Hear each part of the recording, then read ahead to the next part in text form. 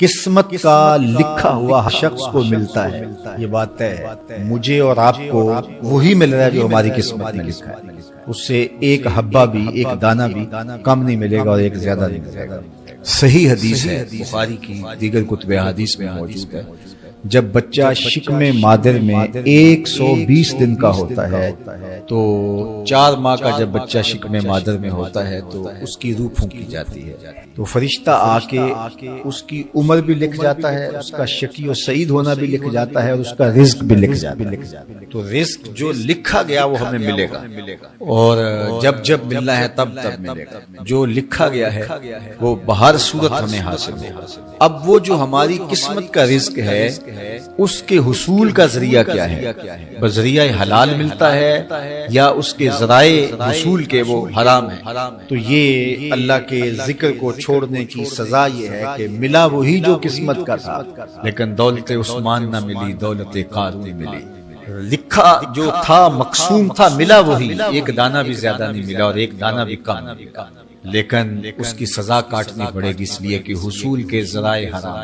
تو حضرت اکرمہ رضی اللہ تعالیٰ عنہ فرماتے ہیں کسبن حرامن، تو معیشت تنگ کیسے ہوتی ہے؟ بندہ کہتا ہے کہ یہ تو بڑا کما رہا ہے لیکن کما بذریعہ حرام ہے۔ اللہ اکبر، بعض کچھ لوگ محنت کر کے بھی حرام کماتے ہیں۔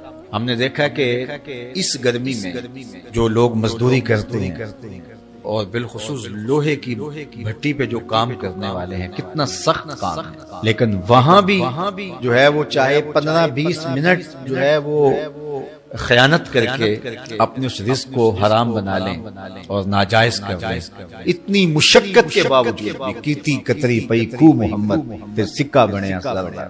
تو ایک سودا ایسے بھی بک جاتا اگر 2 منٹ گاہک کو دیتا، لیکن جھوٹی قسم کھا لی اور وہ لے کے چلا گیا، سودا تو بک گیا لیکن ذریعہ اس کا حرام ہو گیا۔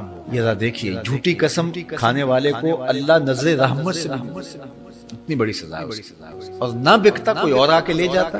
جو قسمت میں لکھا ہے وہ تو آپ کا ہر صورت میں ہوگا، لیکن کچھ لوگوں کو اللہ کے ذکر کو چھوڑنے کا نتیجہ یہ ملتا ہے کہ پھر وہ ان کے ذرائع آمدنی جو ہوتے ہیں محنت کے باوجود بھی کسب حرام ہو جاتا ہے کسی نہ کسی وجہ سے۔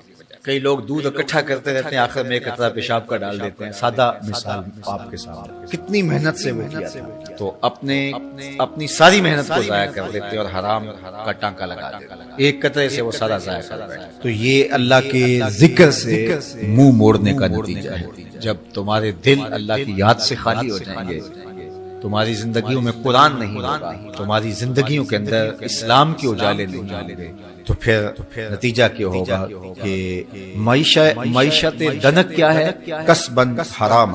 دوسرا معنی کہ تنگ زندگی، تلخ زندگی، جو حضرت عبداللہ ابن عباس سے